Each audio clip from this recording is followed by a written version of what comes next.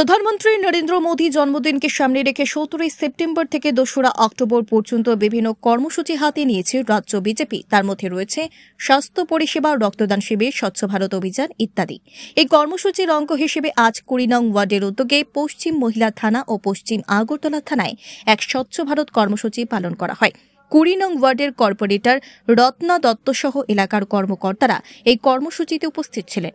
কর্মসূচিতে অংশ নিয়ে কর্পোরেটর রত্না দত্ত বলেন, দেশের প্রধানমন্ত্রী দেশকে স্বচ্ছ রাখার লক্ষ্যে স্বচ্ছ ভারত অভিযান কর্মসূচির সূচনা করেছিলেন।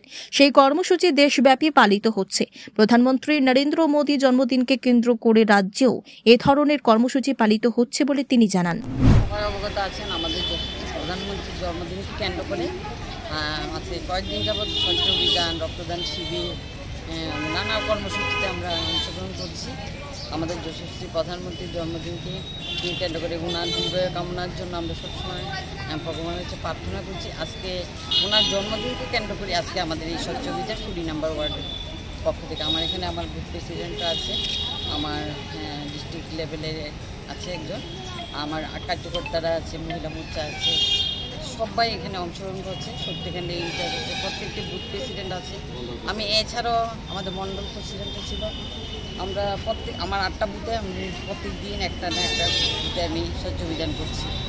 আজকের দিনে ওটা করতে পেরে প্রধানমন্ত্রীর জন্য আমাদের এই বার্তাটা দেওয়ার জন্য, ওনাকে আমরা স্মরণ করার জন্য আজকে যে 1 মাস 17 তারিখে আমাদের 2রা অক্টোবর পর্যন্ত হবে, তাতেই আমরা খুশি। কারণ আমরা তো প্রধানমন্ত্রীর কাছে পাই না, ওনার জন্মদিনকে কেন্দ্র করে আমরা যে কর্মসূচি পালন করছি আমরা খুব খুশি। ওনার জন্য আমরা কিছু করতে পারছি, সেই দিক দিয়েই আমরা ওনার জন্মদিনকে আমরা কোনোদিন ভুলব না। এই জন্মদিনটা ওনার বারবার আমাদের জীবনে আসুক, আমরা ওনার জন্য যেন প্রার্থনা করতে পারি ভগবানের কাছে, ওনার দীর্ঘায়ু কামনা করতে পারি। সবাইকে আজকের দিনে যারা এখানে এসেছে তাদেরকেও আমি ধন্যবাদ জানাচ্ছি।